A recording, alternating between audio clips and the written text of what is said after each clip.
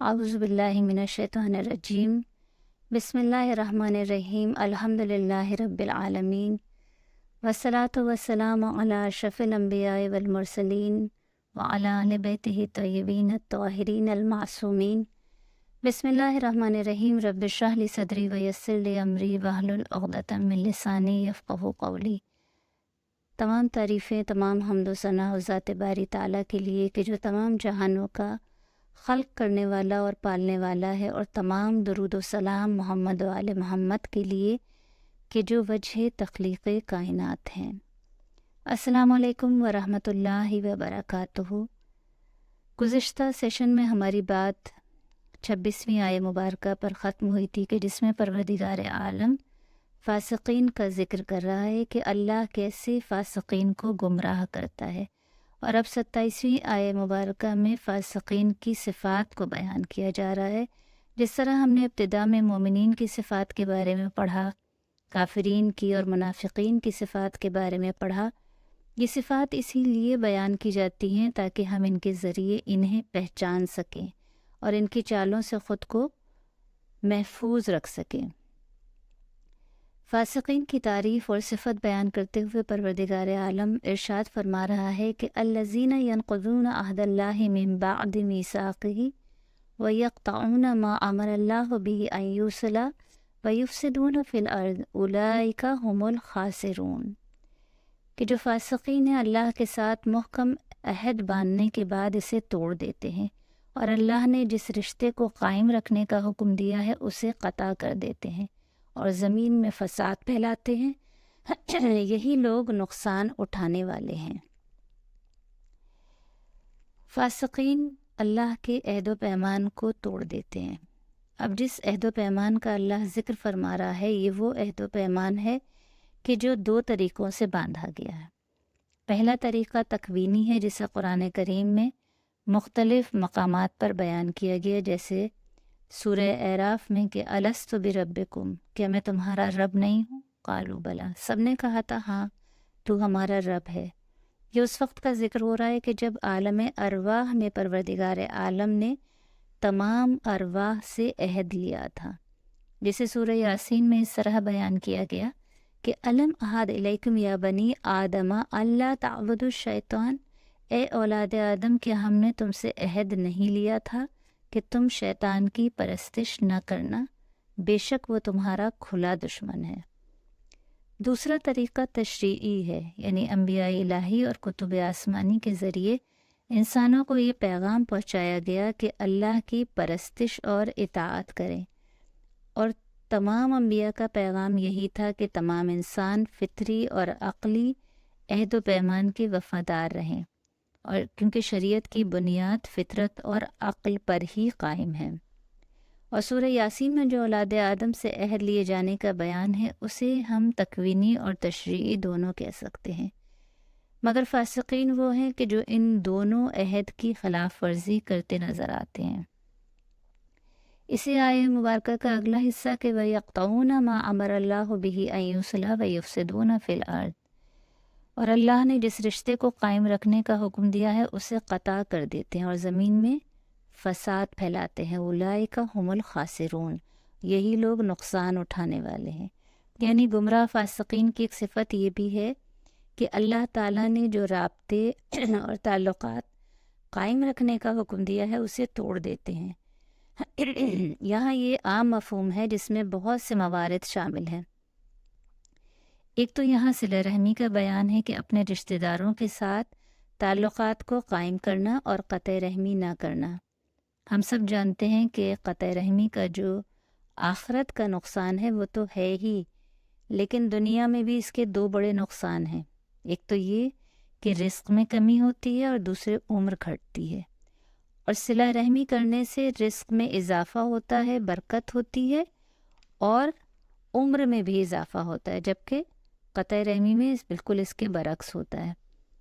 इसीलिए सिला रहमी की इतनी ज़्यादा ताकीद है, और यहाँ तक कहा गया है कि चाहे सलाम की हद तक ही हो मगर सिला रहमी को कायम रखो। लेकिन आज मुआशरे में बिल्कुल इसके बरक्स नज़र आता है। लोगों के सोशल सर्कल में इजाफ़ा होता जा रहा है। फ़ेसबुक पे हज़ारों फ्रेंड्स होंगे मगर سگے بھائی آپس میں ناراض ہوں گے، سالوں سے بات چیت بند ہوگی۔ کیا ہے کہ کہیں جائیداد کا جھگڑا ہے، کہیں اولاد کا جھگڑا ہے، مختلف وجوہات قطع رحمی کا سبب بنتی نظر آتی ہیں۔ اور صلہ رحمی کا اتنا اجر و ثواب اسی لیے رکھا گیا ہے کہ ہم اپنے نفس کو مار کر اپنی خواہش کے خلاف جا کر ان رشتوں کو اللہ کا حکم سمجھ کر جوڑتے ہیں، اس لیے کہ یہ رشتے ہماری چوائس سے نہیں بنے، یہ رشتے ہمیں اللہ نے عطا کیے ہیں۔ دوستی ہم اپنی چوائس سے کرتے ہیں، اپنے مزاج کے مطابق دوست بناتے ہیں، مگر رشتوں میں ہماری مرضی شامل نہیں ہوتی، لہٰذا ہمیں اپنے مزاج کے خلاف جا کر رشتے نبھانے ہوتے ہیں، جس کی وجہ سے اللہ کے نزدیک یہ انتہائی پسندیدہ عمل ہے، اور دنیا اور آخرت دونوں جگہ اس عمل سے ہمیں ہی فائدہ پہنچتا ہے۔ اور جیسے یہاں رشتہ داروں سے صلہ رحمی اور تعلقات استوار کرنا مراد ہے، وہیں رسول خدا صلی اللہ علیہ وسلم کے قریبی رشتہ داروں سے تعلق اور رابطہ برقرار رکھنا، ان کا احترام و محبت بھی اس سے مراد ہو سکتا ہے، جیسے کہ رسول خدا صلی اللہ علیہ وسلم نے فرمایا کہ انا و علی ابو ہذہ الامتی، میں اور علی اس امت کے باپ ہیں۔ یعنی جس طرح اپنے والدین کے رشتہ داروں سے صلہ رحمی کرنا فرض ہے، اسی طرح روحانی والدین کا احترام اور ان کے متعلقین کا احترام اور مودت بھی فرض ہے۔ فاسقین کی یہ صفت ہے کہ وہ ان دونوں رشتوں کو قطع کرتے ہیں۔ وَيُفْسِدُونَ فِي الْأَرْضِ أُولَٰئِكَ هُمُ الْخَاسِرُونَ، اور فاسقین کی تیسری صفت یہ ہے کہ زمین پر فساد پھیلاتے ہیں۔ آج بھی ہمیں واضح نظر آتا ہے کہ کچھ لوگ عقائد کو بنیاد بنا کر ان یا تفرق بازی کے نام پر فساد پھیلاتے نظر آتے ہیں، اور مسلمانوں کو کافر کہہ کر ظلم کا نشانہ بناتے ہیں، اور کہیں سیاسی جماعتوں میں شامل لوگ سیاست کی بنیاد پر زمین میں قتل و غارت اور فساد کا سبب ہے، کیونکہ ان سب کا ہدف دنیاوی مفاد اور منافع کا حصول ہے۔ یہ بظاہر اپنے آپ کو کامیاب سمجھ رہے ہوتے ہیں، نفع حاصل کرنے والا سمجھ رہے ہوتے ہیں، جبکہ قرآن ایسے لوگوں کے لیے کیا اعلان کر رہا ہے کہ اولئک ھم الخاسرون، یہی لوگ خسارہ اٹھانے والے ہیں، نقصان اٹھانے والے ہیں۔ پھر اس کے بعد پروردگار عالم ارشاد فرما رہا ہے کہ کیف تکفرون باللہ وکنتم امواتا فاحیاکم ثم یمیتکم ثم یحییکم ثم الیہ ترجعون، کہ اللہ کے بارے میں تم کس طرح کفر اختیار کرتے ہو، حالانکہ تم بے جان تھے، تو اللہ نے تمہیں حیات دی، پھر وہی تمہیں موت دے گا، پھر آخرکار تمہیں زندہ کرے گا، پھر تم اسی کی طرف لوٹائے جاؤ گے۔ اس آیہ مبارکہ میں خدا سے کفر کرنے والوں سے ازرو تعجب یہ سوال کیا جا رہا ہے کہ تم کس طرح اللہ کے بارے میں کفر اختیار کرتے ہو، حالانکہ تمہارا کفر، تمہارا انکار، تمہاری مخالفت، یہ سب عقل اور منطق کے خلاف ہے، اس لیے کہ تمہاری زندگی کے تمام مراحل اور تمہارے وجود کا خالق و مالک اللہ ہے۔ کیف تکفرون باللہ وکنتم امواتا فاحیاکم، وکنتم امواتا، تم بے جان و مردہ تھے، فاحیاکم، اللہ نے تمہیں زندگی عطا کی۔ اس مردہ حالت سے مراد کیا ہے کہ وکنتم امواتا؟ بعض مفسرین کے نزدیک اس میں اختلاف ہے، لیکن حقیقت سے نزدیک تر بات یہ ہے کہ انسان کی پیدائش سے پہلے اس کے مواد تخلیق کی طرف اشارہ ہے کہ وہ قابل ذکر شے نہیں تھا، جیسے کہ سورہ دہر میں ارشاد رب العزت ہو رہا ہے کہ هل أتى على الإنسان حين من الدهر لم يكن شيئا مذکورا، کیا زمانے میں انسان پر ایسا وقت آیا ہے کہ جب وہ قابل ذکر چیز نہ تھا؟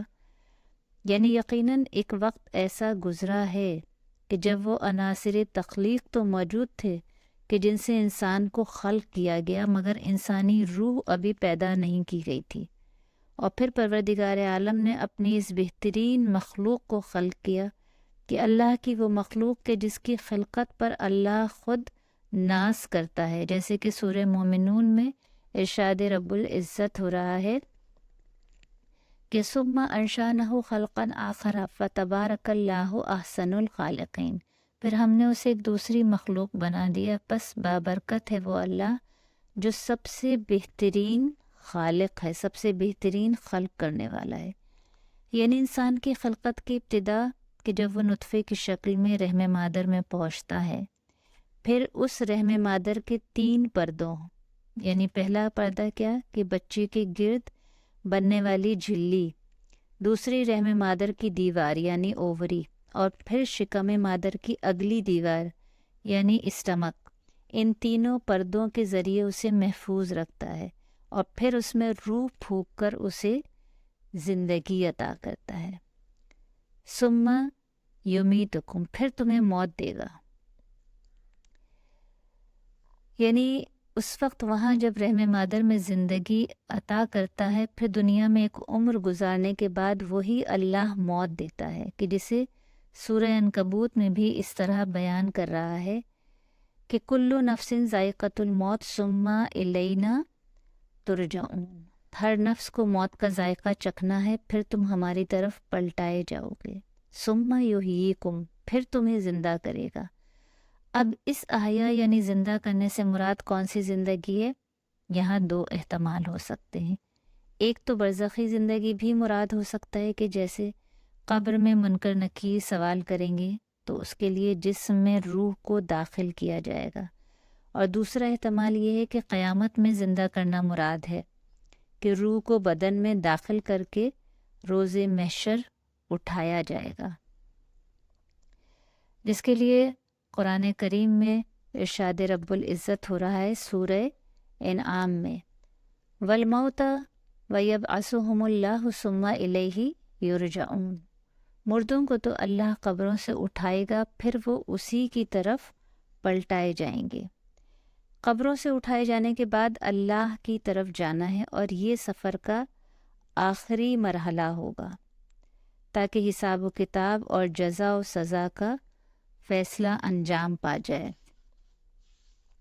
اس کے بعد 29ویں آیت میں پروردگار عالم ارشاد فرما رہا ہے،